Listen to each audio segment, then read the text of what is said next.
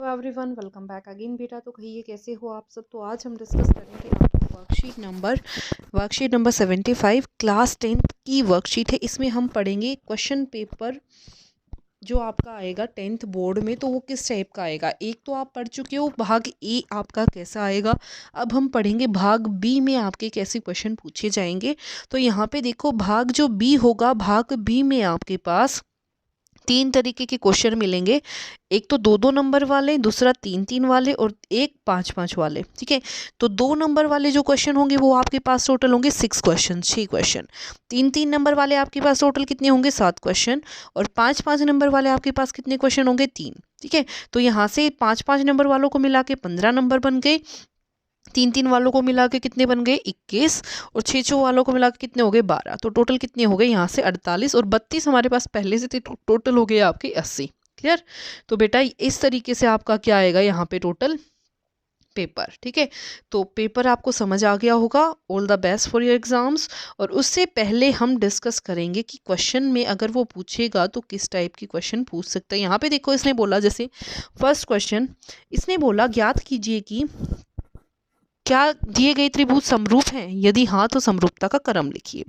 तो समरूप प्रूव करने के लिए बेटा मेरे को क्या चाहिए, 2 प्रॉपर्टी चाहिए। तो एंगल बराबर हो।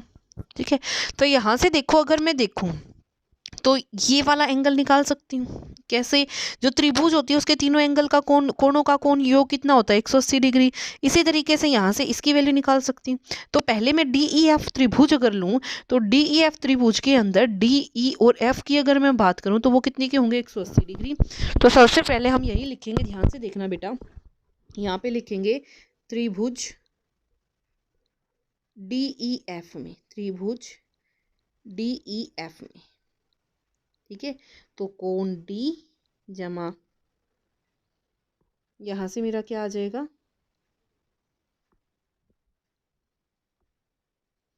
सॉरी बेटा बाय मिस्टेक इरेज हो गया। तो यहां से आ गया त्रिभुज डी ई एफ में, तो कोण डी जमा कोण ई जमा कोण एफ बराबर होंगे 180 डिग्री। ठीक है, अब देखो इसने मेरे को बोला डी 70 डिग्री और ई 71 डिग्री। तो यहाँ से मैंने यही चीज़ लिखनी है डायरेक्ट। तो यहाँ से मेरे को दे रखा है डी 70 और ई 71। तो एफ की वैल्यू अगर यहाँ से निकालूं तो कितनी हो जाएगी, 180 में से इसको माइनस कर दूं तो जो कोण एफ है वो कितना हो जाएगा 180 माइनस 141 यानी कि 39 डिग्री। ठीक है, इसी तरीके से अगर मैं दूसरी त्रिभुज की बात करूं, कौन सी त्रिभुज की, पी क्यू आर की, तो जो कोण पी जमा कोण क्यू जमा कोण आर, ये तीनों मिलके कितने का बना देंगे 180 डिग्री का। और जब ये 180 का बनाएंगे तो उसने बोला पी 39 का है और आर आपका कितने का 71 का। ठीक है, तो यहाँ से मैंने सबसे पहले यही चीज़ लेनी है, पी आपका कितने का है 39 और आर आपका 71 का। ठीक है, यहाँ से देखो पी आपका 39, आर आपके पास कितने का है 71 डिग्री, आर आपके पास कितने का है 71 डिग्री। और यहाँ से क्यू की वैल्यू आप क्या कर लोगे फाइंड।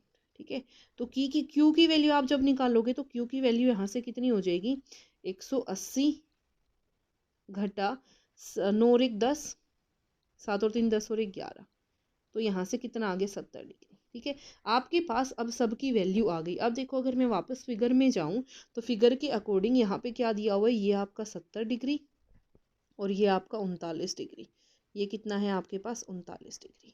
तो यहाँ से देखो जो कोण डी है वो कोण किसके बराबर है, क्यू के। ठीक है, और क्या दिया हुआ है, कोण ई जो है वो किसके बराबर है, आर के।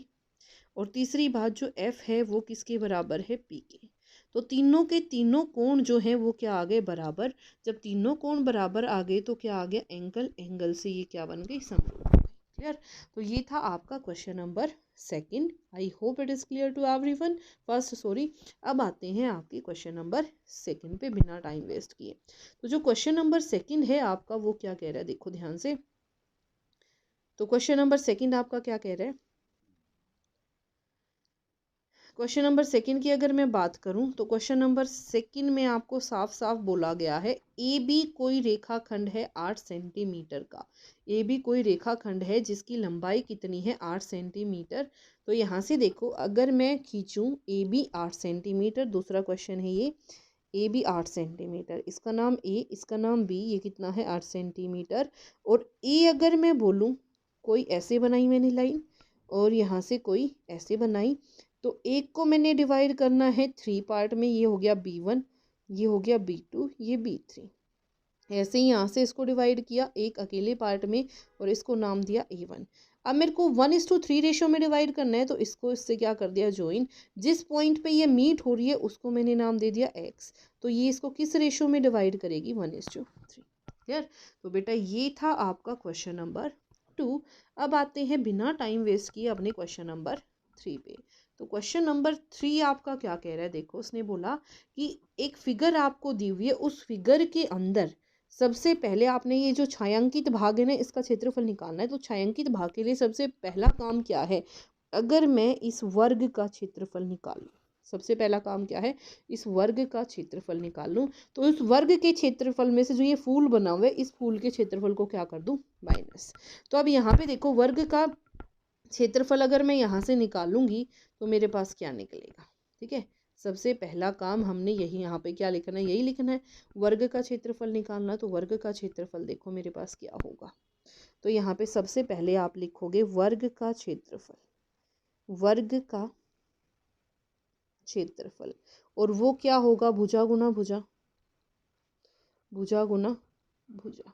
और भुजा कितनी है बेटा 14 गुना 14, तो कितनी होगी 196 सेंटीमीटर स्क्वायर। ठीक है, ये सबको क्लियर हो गया होगा यहाँ तक। अब देखो आगे आपने क्या करना है, यहाँ पे जो आगे दिया हुआ है ये ध्यान से देखना, मैं आपको अलग अलग उससे नाम दे रही हूँ। ये आपका ABCD। ठीक है, अब यहाँ पे इसको मैंने नाम दिया E और इसको मैंने नाम दिया F।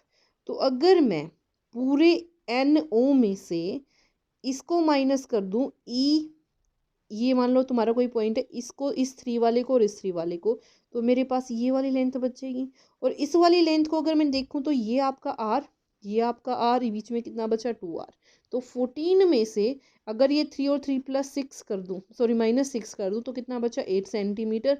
और ये 8 सेंटीमीटर इन एक्चुअल है क्या, मैं इसको दोबारा से रफ करके आपको दिखाती हूँ, ध्यान से देखना बेटे। अगर मैं इसके अंदर बात करूँ तो जो ये वाला पार्ट है, ये आपका R, ये भी आपका R, और ये आपका 2R। ठीक है, अब इस पूरे में से इस 3 को और इस 3 को माइनस कर दिया, तो 14 में से जब मैंने 6 को माइनस किया तो कितना बचा 8 सेंटीमीटर। तो जो ये 8 सेंटीमीटर है, ये किसके इक्वल होगा, this plus this plus this. ठीक है, तो यहाँ से अब मैंने यही चीज़ लिखनी है, ध्यान से देखना। तो मैं अगर बात करूँ यहाँ पे, तो मेरे पास ये जो मैंने मानी थी, मान लो ये इसका नाम मैंने दे दिया CD। तो CD के हमारे पास कितनी आ जाएगी 8 सेंटीमीटर, अभी अभी निकाल के दिखाया कैसे।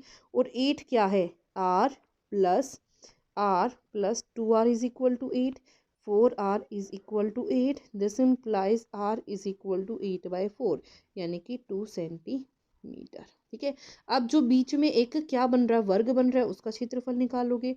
तो बीच वाले वर्ग का क्षेत्रफल जब मैं निकालूंगी तो बीच वाला वर्ग कितना हो जाएगा, उसकी साइड कितनी आ जाएगी, भुजा 2 गुना 2। ठीक है, क्योंकि 2 तो आपने यहाँ से रेडियस निकाली, वो था क्या 2R। ठीक है, तो यहाँ से कितनी आ गई 4 सेंटीमीटर, उसका क्षेत्रफल निकालोगे तो क्या हो जाएगा 4 गुना 4, यानी कि 16 सेंटीमीटर स्क्वायर। ठीक है, अब ध्यान से देखना, ये तो मेरे पास ये बन गया। अब अर्धवृत्त का क्षेत्रफल भी निकालोगे, तो यहाँ से क्या लिखोगे, अर्धवृत्त का क्षेत्रफल। और अर्धवृत्त हैं कितने, अर्धवृत्त का क्षेत्रफल कितने हैं अर्धवृत्त 4, तो 4 इंटू 314 यानी कि 3.14 इंटू R कितनी थी 2 इंटू 2। जब इसको सोल्व करोगे तो कितना आ जाएगा, इतने सेंटीमीटर स्क्वायर। तो छायांकित भाग का क्षेत्रफल अगर निकालोगे, छायांकित भाग का क्षेत्रफल क्या लिखोगे, छायांकित भाग का क्षेत्रफल कितना हो जाएगा, पूरे में से जो अभी अभी आपने निकाला है इसको, और जो नहीं बीच में वर्ग बना था उसको क्या कर दो माइनस, तो आपका बन जाएगा ये कितना आ जाएगा 154.8 सेंटीमीटर स्क्वायर। तो ये आपका क्या होगा, छायांकित भाग का क्षेत्रफल। क्लियर। तो बेटा ये थी आपकी worksheet number 75। I hope it is clear to everyone, and if you like it then please share and subscribe. Thank you so much.